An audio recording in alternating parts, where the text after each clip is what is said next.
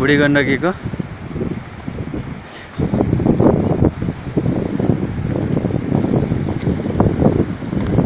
यो चाहिँ नमुना बाटो है। यता पनि भिर, तल बुढी गण्डकी, बिचमा भित्ता खोपेर यस्तो डेन्जरसँग बनाएको छ बाटो ल।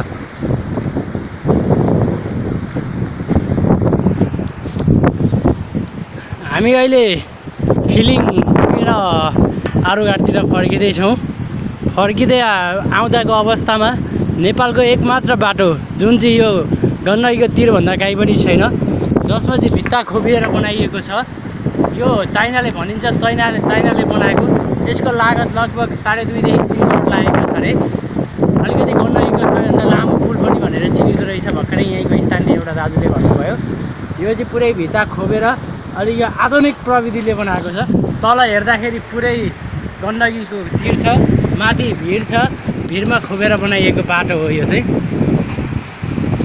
तपाईँहरू हेर्न सक्नुहुन्छ। तल देखाउनुहोस् त सर, गण्डकी देखाउन सक्नुहुन्छ। यता पनि पहाड छ, यता माथितिर पनि पहाड छ, हेर्न सक्नुहुन्छ तपाईँहरूले।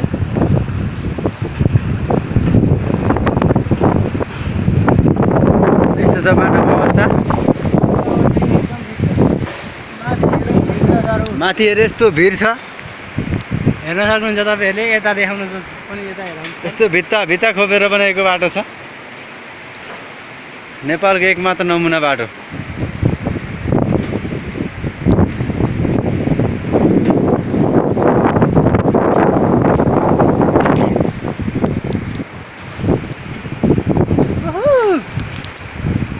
सर के छ? ठिक छ सर, के छ तपाईँलाई कस्तो लागिरहेको छ यो बाटो हेर्दा, यो पुल हेर्दा? यो बनायो चाहिँ मान्नैपर्छ सर। तपाईँलाई कस्तो लागिरहेको छ सर? मलाई त एकदम रमाइलो लागिरहेको छ यो बाटो हेर्दा। यस्तो खतरासँग बनाएको बाटो छ कि जब कि तल हेऱ्यो बुढी गण्डकी, माथि हेऱ्यो यत्रो पहाड छ, पारिबाट नि बाटो छैन, यताबाट नि बाटो छैन। त्यही भएर यस्तो माइन्ड लगाएर बनाएको बाटो छ। एकदम राम्रो छ बाटो चाहिँ।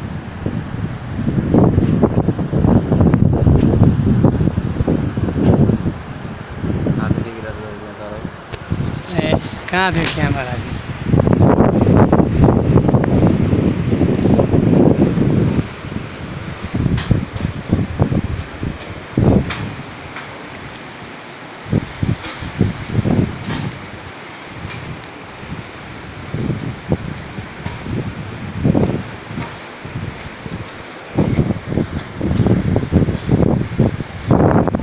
घुमन्ते फिरन्ते टुरिस्ट मनासलु।